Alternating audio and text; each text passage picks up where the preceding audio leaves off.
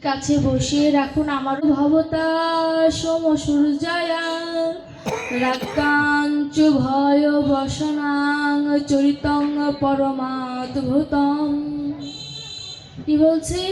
শ্রী গুরুদেবের মহাবাক্য, অর্থাৎ গুরুদেব দীক্ষা দেওয়ার সময় যে কথাগুলো বলেছিলেন সেই গুরুদেবের মহাবাক্য মনে রেখে প্রতিদিন গুরু গোবিন্দের কথা শুনতে হবে। শ্রবণম মঙ্গলম শুনতে হবে। অন্তরের লালসাই হচ্ছে এর একমাত্র মূল্যধন। এই জগতের কিছু ক্রয় করতে গেলে যেমন অর্থের প্রয়োজন, ঠিক তেমন গোবিন্দের কৃপা লাভ করার জন্য লালসারূপ মূল্যের প্রয়োজন। এই লালসা যত যার ভেতরে বেশি, গোবিন্দের কৃপাও তার উপরে সর্বাধিক। বলছে বলার যদি লোক থাকে তাহলে শুনতে হয়, কিন্তু বলার লোক নেই, শোনার লোক আছে, তাহলে বলতে হয়। যদি বলার আর শোনার দুটো লোকই যদি না থাকে, তখন গুরু আমাকে যে কথাগুলো বলেছিল সেগুলো অন্তরে অন্তরে ধ্যান করতে হয়। কি বলছে? নিত্য পাঠে মানুষ চৈতন্য হয়, গুরু কৃপা বলে জীবের পুনর্জন্ম হয়। বলছে নিত্য অর্থাৎ প্রতিদিন প্রতিদিন পাঠ করতে করতে মানুষ চৈতন্য, অর্থাৎ এই যে আমার দেহের ভেতরে যে আমি বস্তুটি লুকিয়ে আছে, এর চৈতন্য শক্তির বিকার ঘটে। আবার কি বলছে? গুরু যদি কৃপা করে জীবের পুনর্জন্ম হয়। তো একটা মানুষ জীবিত থাকা অবস্থায় আবার জন্ম কেমন করে হয়? বলছে পুনর্জন্ম বলতে এই যে চৈতন্য শক্তি আমার ফেরত এলো, এটা হচ্ছে জন্ম। দেখবেন একটি কুকুরের বাচ্চাকে কেউ বলে না আশীর্বাদ করছি যেন কুকুর হয়। একটি পাখির বাচ্চাকে আশীর্বাদ কেউ করে না যে পাখি হয়। কিন্তু আপনি আপনার ছেলে মেয়েকে গুরুজনের কাছে আনেন, এটা বলে আশীর্বাদ করবেন যেন আমার ছেলেটা মানুষ হয়। মানুষ হয়েই তো জন্ম নিয়েছে, ওকে আর মানুষ হবে আশীর্বাদ করছে কেন? এর অর্থ হলো দেখতে মানুষের মতো চেহারা হলেই তাকে মানুষ বলা যাবে না, যদি তার ভেতরে হুঁশ না থাকে। এই হুঁশ অর্থাৎ চৈতন্য জাগিয়ে দেন আমার গুরুদেব। গুরু কৃপা বলে কেউ যদি কৃষ্ণ ভক্তি লতা বীজ যদি কেউ লাভ করতে পারে, তখন তার গোবিন্দের কৃপা হওয়া সম্ভব। যদি বলি গুরুদেবের কি প্রয়োজনীয়তা, এই যে আমি এখানে দেখছি পরমহংসদেব রামকৃষ্ণদেবের ছবি দেওয়া, মা সারদা দেবীর ছবি দেওয়া, তাদেরই একটা জীবনের একটি ক্ষুদ্র একটি জীবনী স্মরণ করা মাত্র। গুরু কেন প্রয়োজন? আমরা সবাই স্বামী বিবেকানন্দকে চিনি না? চিনি তো। স্বামী বিবেকানন্দের ছোটবেলার নাম ছিল নরেন। নরেন পরমহংসদেবের কাছে জিজ্ঞাসা করলেন যে গুরু কেন প্রয়োজন? গুরুদেব আমার কানে কানে যা দেবে তা তো আমার মুখস্থ, তা তো আমি বই পুস্তক পড়লে পাই। আমার তো নতুন করে গুরুদেবের কাছে যে দীক্ষা নেওয়ার প্রয়োজন নাই। রামকৃষ্ণ পরমহংসদেব জিজ্ঞাসা করলেন স্বামী বিবেকানন্দকে, নরেন, কালীঘাট থেকে যদি একটি স্টিমার ছাড়ে আমার এখানে আসতে কতক্ষণ লাগবে? বলছে স্টিমার তো ধ্যান দিন কথাটা, এখানে মর্মার্থটি লুকিয়ে আছে। বলছে সর্বোচ্চ 2-3 ঘন্টা লাগতে পারে। বলছে একটি ডিঙ্গি নৌকা আসতে কতক্ষণ লাগবে? বলছে ডিঙ্গি নৌকা তো একা একা বেয়ে আসবে, 6-7 ঘন্টা তো লাগবে। বলছে ওই ডিঙ্গি নৌকাকে যদি স্টিমারের সাথে বেঁধে দেওয়া যায় তাহলে ডিঙ্গি নৌকার আসতে কতক্ষণ লাগবে? স্বামী বিবেকানন্দ বলছে, আরে এইটুকু বুঝলে না, স্টিমার যতক্ষণে আসবে ওই ডিঙ্গি নৌকাটাও ততক্ষণে আসবে। পরমহংসদেব বলল, আরে বেটা, আমি তো বুঝেছি, তুই তো বুঝলি না। একার সাধনে কবে গোবিন্দের চরণে যাবি জানিস না, কিন্তু গুরুদেবের সাথে যদি একবার সম্বন্ধ হয়ে যায় গোবিন্দের কৃপা হবে।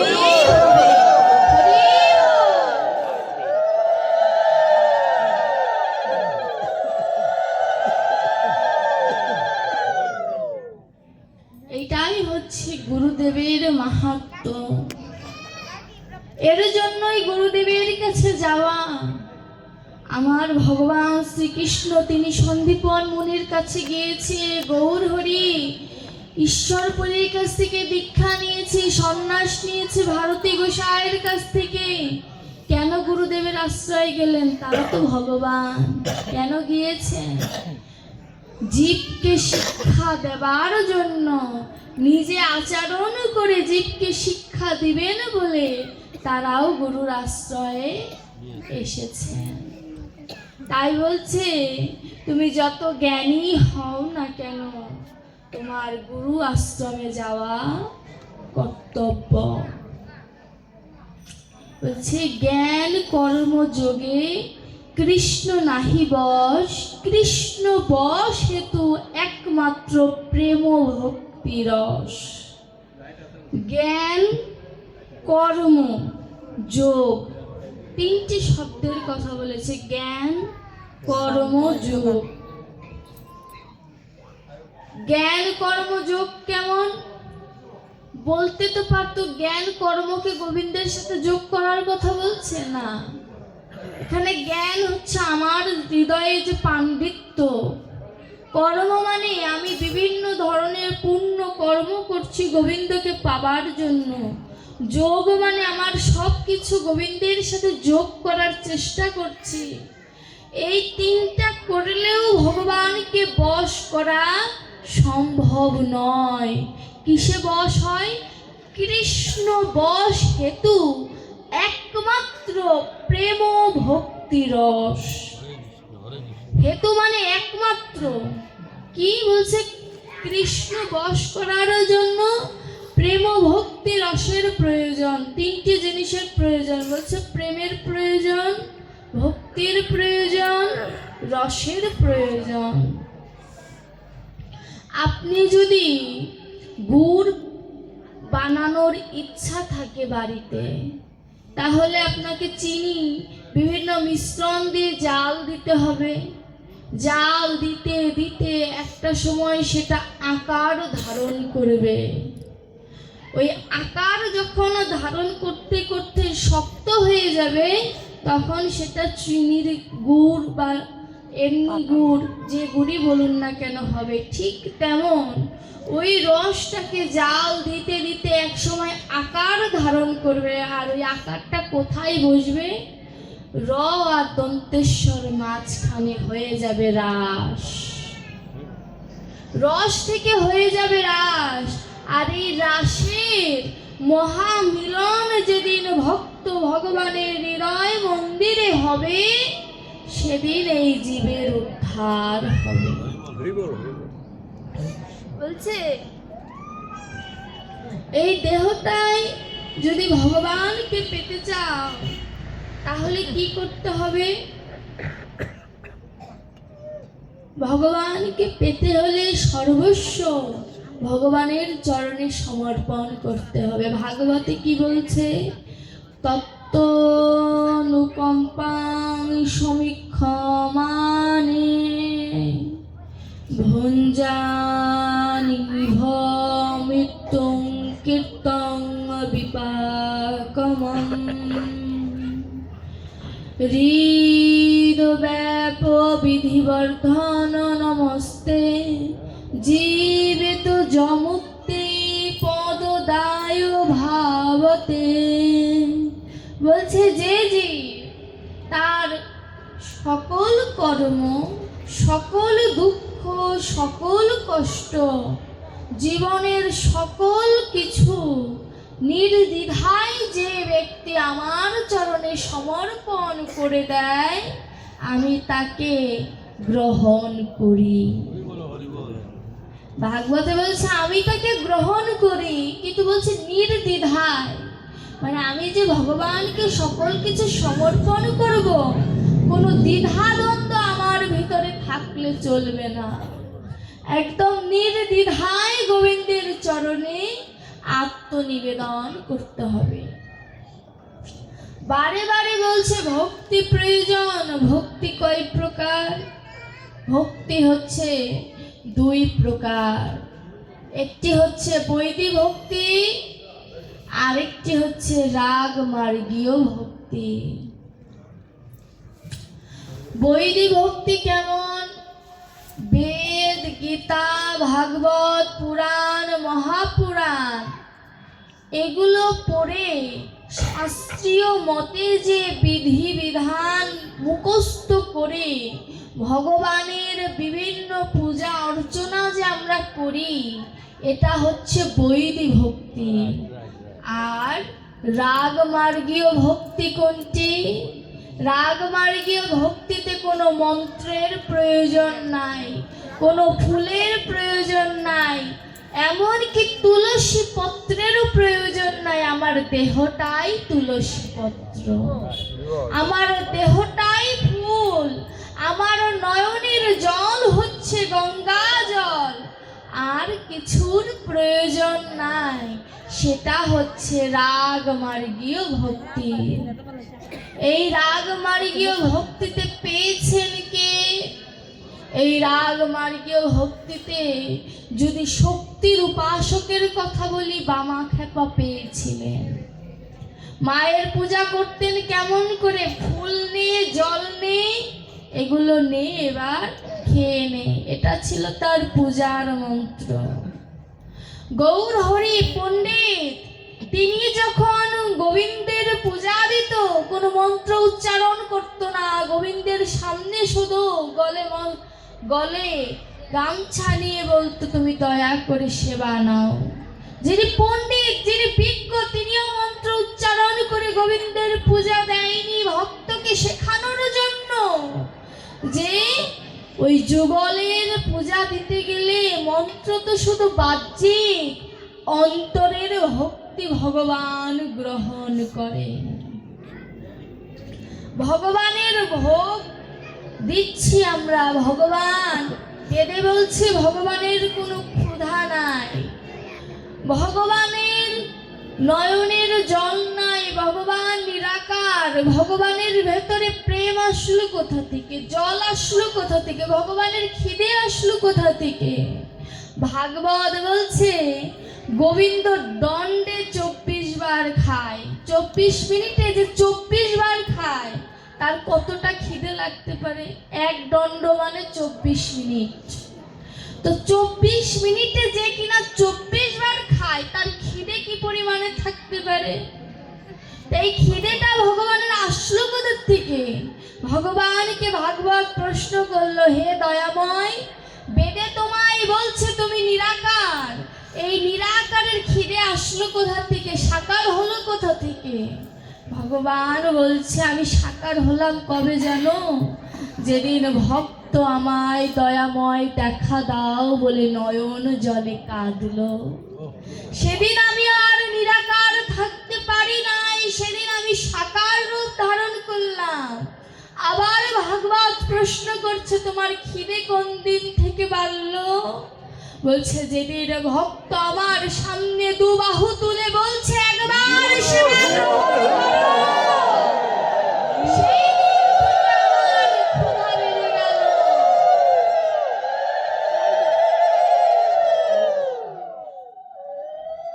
ভাগবত আবার প্রশ্ন করলো তোমার নয়নে জল কেন? ভগবান উত্তর দিচ্ছে যে ভক্ত আমায় আকুল নয়নে কাঁদে, সেই ভক্তের জন্য তো আমার নয়নে জল আসবে।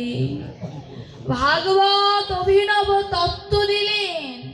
বেদে বলেছে ভগবান আসেন, আছে ভগবান, গীতাই বলছে ভগবান আসেন, অবতীর্ণ হয়। ভাগবত বলছে আমার ভগবান ভক্তকে ডাকেন। আর অভিনব তত্ত্ব কি জানো? যে ভক্ত নয়ন জলে ভগবানকে কেঁদে ডাকে, ভগবান তার জন্য কাঁদে। এইটা হচ্ছে ভাগবতের অভিনব তত্ত্ব, যা কোনো কালে কোনো গ্রন্থে পাওয়া যায়নি। তাই তো ভাগবত শ্রেষ্ঠ। ভাগবতে ভগবানের মাধুর্য বর্ণনা করা আছে, সেখানে ঐশ্বর্যের কোনো জায়গা নেই। ভগবান বলছে কৃষ্ণ কয় প্রকার? কৃষ্ণ হচ্ছে 4 প্রকার। বৃন্দাবনের কৃষ্ণের সাথে মধুরার কৃষ্ণের কিন্তু কোনো মিল নাই। আবার মধুরার কৃষ্ণের সাথে দ্বারকার কৃষ্ণের কোনো মিল নাই। আবার হস্তিনাপুরের যে কৃষ্ণ বা যুদ্ধক্ষেত্রের যে কৃষ্ণ, সেই কৃষ্ণেরও কিন্তু কোনো মিল নাই। ভক্ত কোন কৃষ্ণকে চায়? মধুরার কৃষ্ণকে, না যুদ্ধের কৃষ্ণকে, নাকি কংস বধকারী কৃষ্ণকে? ভগবানের ভক্ত পরীক্ষিত মহারাজকে প্রশ্ন করেছিলেন সুখদেব গোস্বামী, তুমি কোন কৃষ্ণ চাও? সুখদেব গোস্বামীকে পরীক্ষিত বলেছিল, আমার বাঁশি নেওয়া ভোলা ভালা কৃষ্ণই ভালো। কারণ ওই কৃষ্ণ মারতে জানে না, ওই কৃষ্ণের খিদে বেশি, লোভ বেশি। কিন্তু মধুরার রাজা গীতার কৃষ্ণ, তাদের ভেতরে ক্রোধ আছে, ভালো মন্দ জ্ঞান আছে। কিন্তু আমার বৃন্দাবনের কৃষ্ণের কোনো ভালো মন্দ জ্ঞান নাই। সে যে ভালো গ্রহণ করে, আমার মতো পাপীকেও গ্রহণ করে। তাই আমার বৃন্দাবনের কৃষ্ণই ভালো। কারণ আমি যদি মধুরার কৃষ্ণের কাছে যাই, সে তো রাজা, সে তো আমার মতো পাপিষ্ঠকে গ্রহণ করবে না। আমি যদি ওই যুদ্ধক্ষেত্রের অর্জুনের সামনে দাঁড়ানো কৃষ্ণের কাছে যাই, সে গীতার শ্লোক দিয়ে আমাকে পর্যবেক্ষণ করে দেখবে আমি তার মতো হতে পেরেছি কিনা, সেখানেও আমি টিকব না। কিন্তু আমি যদি আমার ভাগবতের কৃষ্ণের কাছে যাই, সে তো সবাইকে কৃপা করে, সবাইকে সে একাধারে গ্রহণ করে। তাই তো আমি এই গোবিন্দের কাছে এসেছি, এই গোবিন্দের চরণ পাবার আশায় ভক্তের দুয়ারে এসেছি। যদি কৃপা হয় আমার প্রতি, যদি দয়া হয় আমার প্রতি, এই আশায় ভাগবতের কৃষ্ণের কাছে ভক্তের আশা। বলছে আমরা সনাতন ধর্মের মানুষ, সনাতনী হতে গেলে কি প্রয়োজন? সনাতন শব্দের অর্থই জানিয়ে দিচ্ছে আমাদের কি হতে হবে। কি বলছে? দন্তে সতে সত্যবাদী। যে সত্যবাদী হতে পেরেছে সে সনাতনী। কথা বলে না, দন্তের নয়াকারে হচ্ছে ন্যায়বাদী। যার ভেতরে ন্যায় পরায়ণ ভাব আছে তিনি হচ্ছে সনাতনী। ততে হচ্ছে ত্যাগী। যার ভিতরে ত্যাগী ভাব আছে, ত্যাগ ভাব আছে, তিনি সনাতনী। আর শেষের দন্তের নতে হচ্ছে নৈতিকতা। যার নীতি ঠিক, তার সব ঠিক। এই 4টি গুণ যদি কারোর ভেতরে যদি 100-তে 100 থাকে, ভগবান চোখ বন্ধ করে তাকে গ্রহণ করে নেয়। কারণ এই 4টি গুণের ঊর্ধ্বে কোনো গুণ নাই। কি বলছে? সত্যবাদী, ন্যায়বাদী, ত্যাগী আর নৈতিকতা। কোনো কিছু বাদ পড়ে এই 4টা গুণ অর্জন করলে তার দেহের ভেতরে কোনোদিন কলির প্রবেশ হতে পারে না। পরীক্ষিত মহারাজ তার সাম্রাজ্য দিয়ে হেঁটে যাচ্ছে। কলির জন্ম হয়েছে কবে জানেন? মাঘী পূর্ণিমার দিন কলির জন্ম। পরীক্ষিত হেঁটে যাচ্ছে, দেখছে কলি একটি গাভীকে বেত্রাঘাত করছে। বেত্রাঘাত করতে করতে 3টি পা তার ভেঙে গেছে। একটি পা তার কোনো রকম টিকে আছে। পরীক্ষিত বাণ নিক্ষেপ করিবে বলে বাণ যখন হাতে তুলেছে, কলি বলছে, দাঁড়াও রাজা, আমি কলি, তুমি আমাকে হত্যা করতে পারো না, তোমার সেই অধিকার নাই। তখন পরীক্ষিত বললেন, আমার রাজ্যে কোনো পাপের জায়গা নাই, তুমি চলে যাও। কলি মুচকি হেসে বলল, পরীক্ষিত, তোমার ভেতর দিয়েই আমি আসব। পরীক্ষিতকে বলছে, তুমি আমাকে বেশি নয় 5টি জায়গা দাও, যে জায়গার মধ্যে আমি থাকব। 5টি জায়গা পরীক্ষিত মহারাজ দিয়ে দিলেন। তার ভেতরে অহংকারও কিন্তু একটি রয়েছে।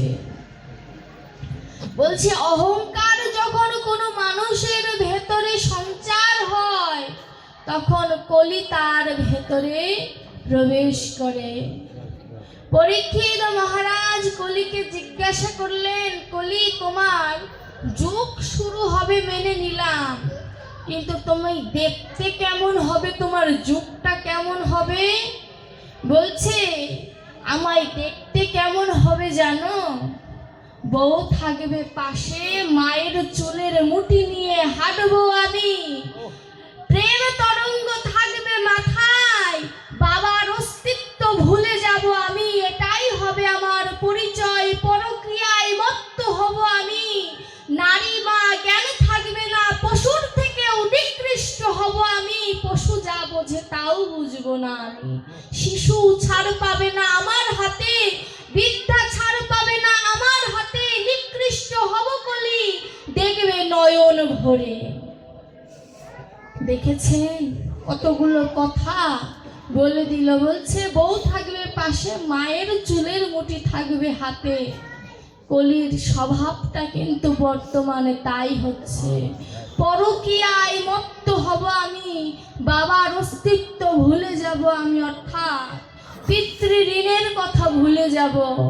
প্রেম তরঙ্গ থাকবে মাথায়, মানে কামনা বাসনা থাকবে মাথায়, হিতাহিত জ্ঞান থাকবে না। কলির আশেপাশে তাকিয়ে দেখুন, বলছে, শিশু রক্ষা পাবে না আমার হাতে। আসলেই কি শিশু রক্ষা পায় এখন? বিদ্যা রক্ষা পায় না হাতে।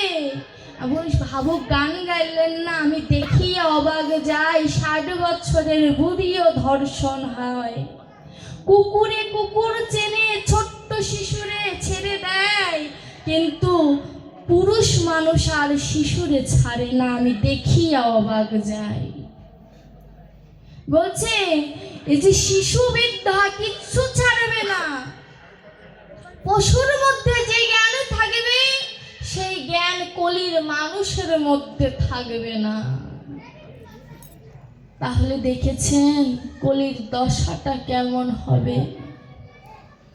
যতদিন যাচ্ছে ওই সময় যা কথা ভাগবতে লিপিবদ্ধ করেছিলেন মহামহিষীরা, তাই এখনো বর্তমানে প্রমাণ হয়ে যাচ্ছে। বৃদ্ধাশ্রম তৈরি হয়ে গিয়েছে।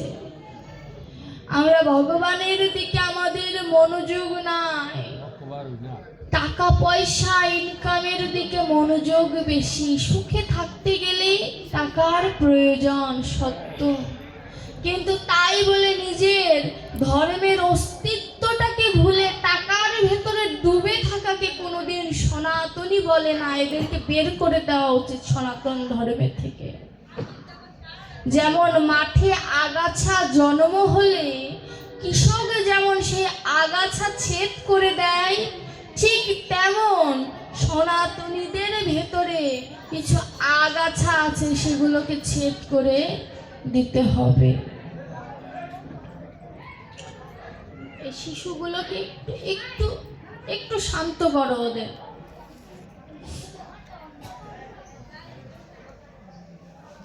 বলছি, দৃষ্টান্তে চ তৈপবাত্মা হরির গগন নমান্নয় যত্রানুরক্ত চেতাসি হপ্রমত্মানি দিদগুণয়।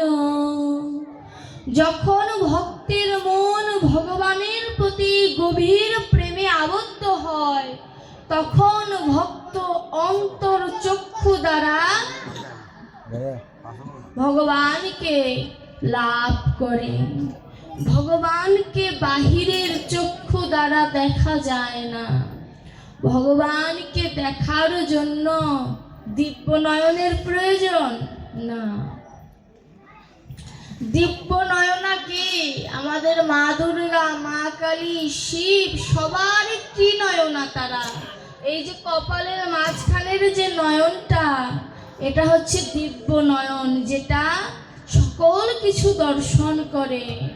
ভাগবত বলছে দিব্য নয়নে তাকে দেখা যায় না, দেখতে হয় অন্তর্চক্ষু দ্বারা। ওই অন্তর্চক্ষুর নাম হচ্ছে ভক্তি চোখ।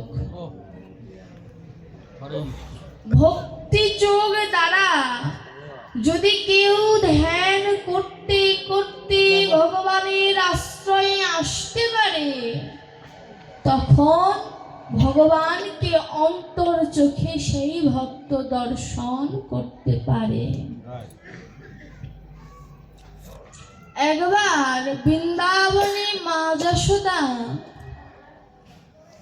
একাদশী তিথির দিন গোপালের মঙ্গলার্থে, দেখুন মা যশোদা কিন্তু একাদশী করতেন, বলছে গোপালের মঙ্গলার্থে যমুনাতে প্রদীপ প্রজ্বলন করতে গিয়েছেন।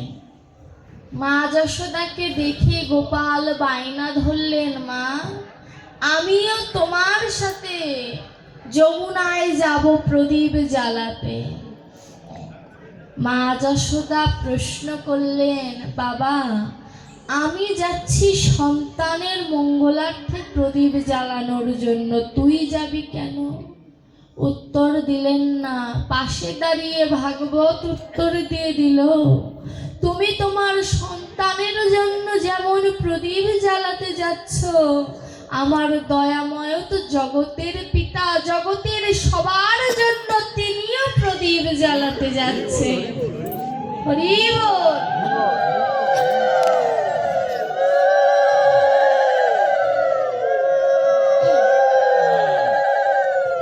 তিনিও তো জগতের পিতা, তিনি জগতের মঙ্গলার্থে প্রদীপ জ্বালাতে যাচ্ছে। ভাবটা কেমন গোপালের, ওমা আমায় নিয়ে চলো না, আমি কিচ্ছু করব না, তোমায় কথা দিচ্ছি তুমি আমায় নিয়ে চলো।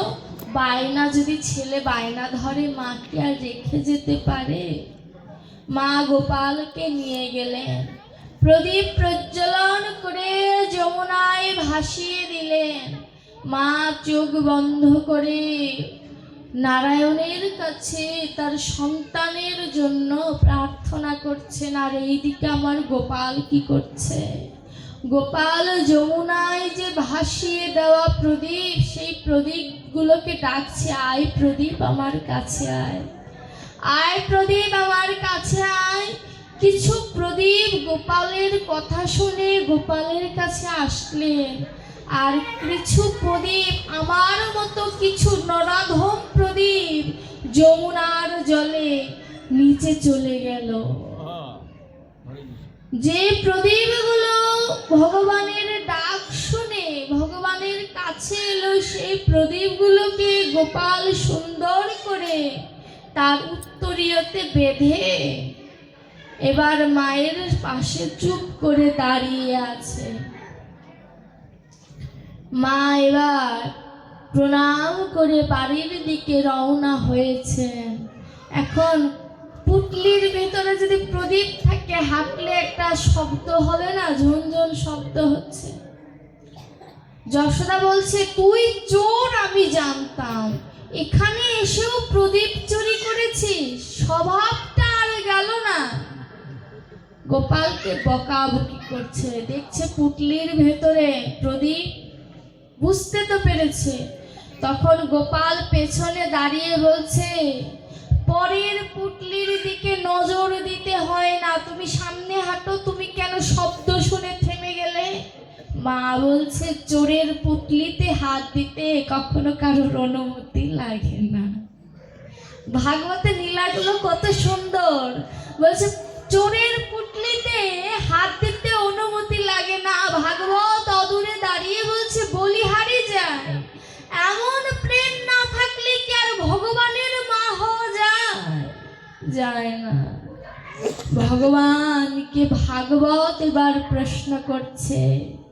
ভাগবত ভগবানকে প্রশ্ন করলেন, দয়াময়, মায়ের সাথে তুমি রসিকতা করেছো মেনে নিলাম, কিন্তু তোমার তো একটি কারণ আছে।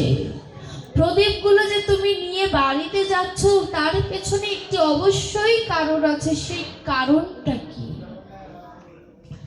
গোবিন্দ ভাগবতকে উত্তর দিচ্ছে, এই জগৎটা হচ্ছে একটি যমুনা স্বরূপ নদী, আর প্রদীপগুলো আমার আপনার মতো মানুষ। এই প্রদীপগুলোকে প্রজ্বলন করে ভগবান এই বিশ্ব ব্রহ্মাণ্ডে পাঠিয়ে দিয়েছেন। মায়ার নদীতে ভাসমান অবস্থায় ভাসছি, ভাসতে ভাসতে একটা সময় ডুবে যাওয়ার মতো সময় এলো। সেই সময় আমার ভগবান তার সুমধুর কণ্ঠে আপনাকে আমাকে সবাইকে ডাকছে। কেমন ভাবে ডাকছে? আয় ভক্ত আমার কাছে আয়। এমন করে ভগবান আমাদের সবাইকে ডাকছে। যারা শুনতে পেল তারা আর ডুবে গেল না। যারা শুনতে পেয়েছে তারা ওই যমুনার কিনারায় ভগবান যেখানে দাঁড়িয়ে আছেন সেখানে তারা চলে এলো। আর যারা আমার মতো ভগবানের ডাক শুনতে পেল না তারা মায়া নামক নদীতে ডুবে গেল। ভগবান ওই তীরে যে প্রদীপগুলো এসেছিল, যে ভক্ত প্রদীপগুলো এসেছিল, সেগুলো কি আর ভগবান দূরে ঠেলে দিতে পারে? সেই প্রদীপগুলোকে ভগবান সযত্নে যেমন করে বৃন্দাবন লীলায় বাড়ি ফিরে যাচ্ছে, ঠিক তেমন করে বৈতরণীর ঘাটে যেসব ভক্ত ভগবানের নামের দ্বারা উদ্ধার হয়েছে তাদেরকে নিয়েও ভগবান স্বধামে প্রত্যাবর্তন করে। ভগবান বলছে, তুমি তোমার কানটা পেতে দাও। ওই কানটা পেতে দিলে তুমি আমার বাঁশির ধ্বনি শুনতে পাবে।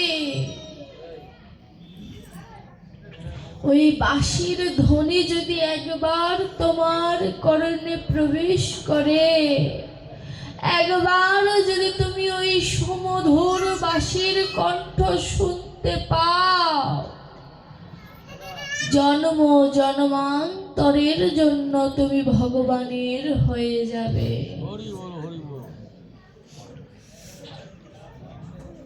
এই কথাটা ভগবান ভক্তের বোঝা সারা জীবনের জন্য ভগবান বহন করে। তিনি গীতায় বলেছেন না, অনন্যাশ্চিন্তায়ং যে জনা পর্যুপাসতে তেষাং নিত্যাভিযুক্তানাং যুগক্ষেম বহাম্যহম। আমি ভক্তের বোঝা, পার্থিব অপার্থিব সকল বোঝা আমি বহন করি। একজন পক্ষ ভক্ত অর্জুন মিশ্র বললেন, এটা হতে পারে না। ভগবান ভক্তকে দান করতে পারে,